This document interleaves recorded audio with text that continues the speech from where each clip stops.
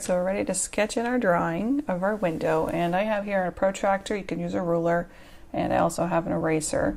So what I'm going to do is find my center point of this painting first, and then I'm going to go just above that center point because this window is not directly in the middle of our painting. It's an old window, so we're going to come up a little bit higher and we're going to start our line right here, and then we're going to do a second line, and this is going to be our bottom window pane or our sill area. So just going to go straight across,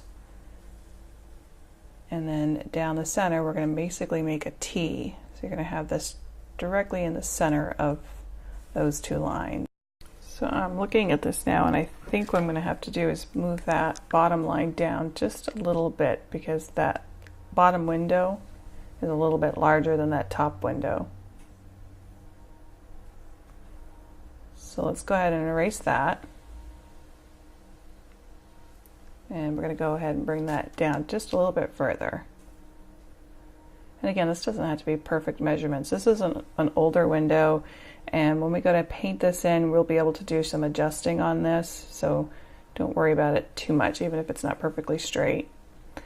Okay, so now what we're going to do is, this is going to be your island in the background, and what I've done is I've started from that top left corner and I've come just slightly into that bottom or the top right side, so we have a little bit of that island that's over here in this corner as well. It's kind of peeking through.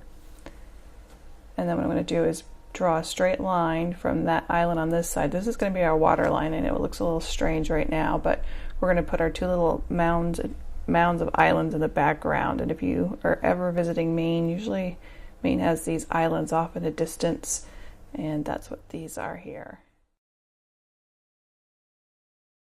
So we're all done with our sketching, and now we'll get ready to start our sky background.